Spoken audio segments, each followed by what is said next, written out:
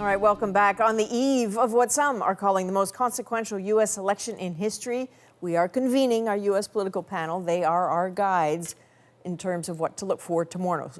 So joining us tonight, Danielle McCarthy, a Republican, editor of Modern Age Journal. Danielle Moody is a Democrat and the host of the podcast Woke AF. And Yascha Mounk is a contributing editor at The Atlantic and professor at Johns Hopkins University. Thank you for being here. So, heading into tomorrow, we know what the polls are saying, that Biden has a healthy lead. Danielle Moody, I would presume that makes you happy, but what's your confidence level? I am cautiously optimistic. I do not want to get the sucker punch that I had in 2016 on the set of CBC when Donald Trump won. So I think that folks still need, if you haven't voted, they need to go and vote tomorrow. Tomorrow is the last day. But 100 million people have voted already. And so that, to me, is what is probably most encouraging outside of what the polls are saying. So you're not the only Democrat I've heard say that they're nervous. And I know that Biden was not your choice as a candidate. What's your assessment of the campaign he's run? I think that he has run an incredibly solid campaign. I'm actually impressed. Folks know that he was not my first, second, third, or fifth choice. But I think that he is the right person for this moment. And they didn't take anything, under assumptions. They went to every state. They did every type of ground game virtually and physically that they could, making up for the mistakes that Hillary Clinton made in 2016 and her campaign made in 2016. So, I feel very proud of the ticket and think that they have done what they needed to get done. So Danielle McCarthy, it's when you listen to the president, he's extremely confident, but sometimes actions speak louder than words. He's spending a lot of time in places that otherwise might have been perceived as a lock for him. So how are you feeling right now? Donald Trump has also been spending time in places like Michigan, which were not considered a lock and which seemed, according to many polls, to be a sort of double-digit lead for Joe Biden.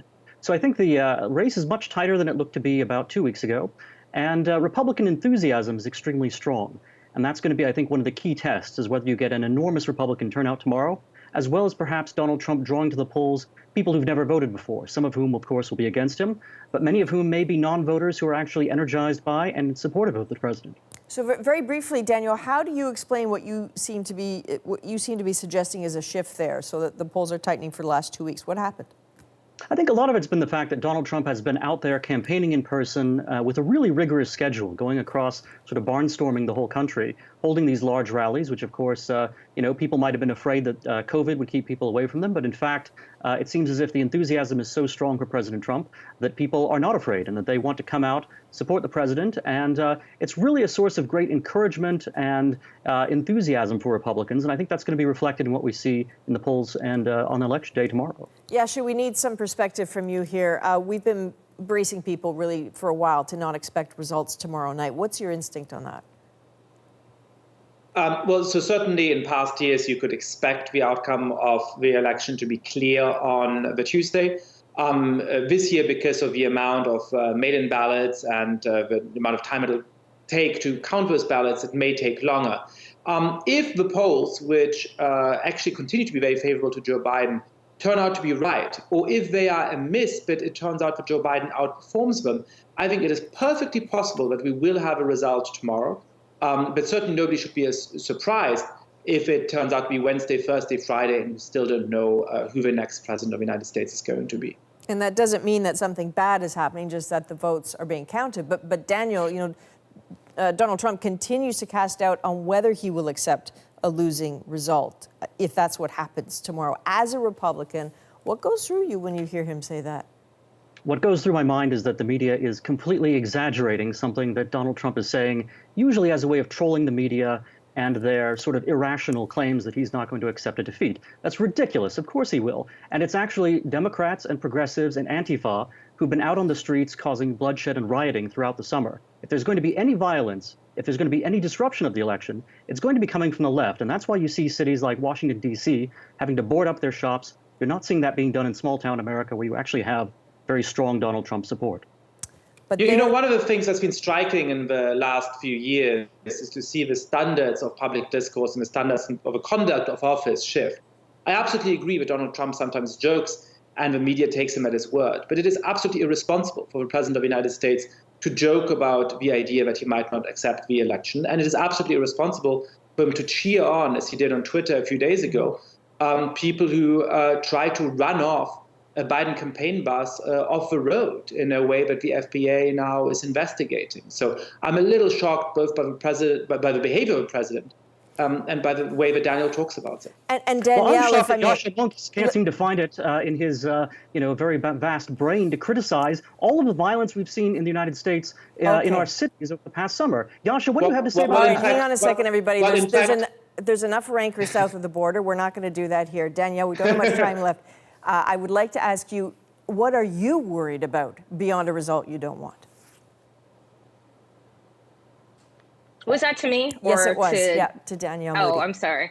Oh, sorry. So this back and forth is very interesting. I think that, the reality here is that stores are being locked down and people are stockpiling food because Donald Trump has told the Proud Boys and white supremacists to stand back and stand by, and people are terrified. To Yasha's point, I don't know what kind of joking folks think that Donald Trump does, but he has not made a joke about this. He has been asked to clarify this point over and over again, and given the opportunity to clarify his statement on not leaving the White House and not conceding the election, it has been very, very clear about the fact that he has no intention of doing so. Okay, it's why there is a border and a fence outside of the White House right now. So I don't think that it should be made light of that the President of the United States, for the first time in our history, has said that he won't concede an election. All right, last question to Yasha Monk, if I may. What is the race? What is the state? What are you looking for particularly tomorrow?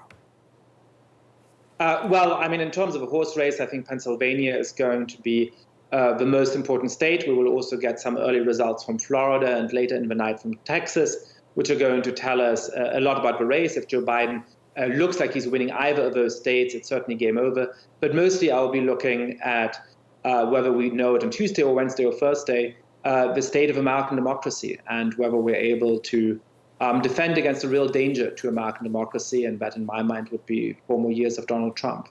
All right, Yasha Monk, Danielle Moody, Daniel McCarthy, thank you very, very much. Bon courage to all of you tomorrow.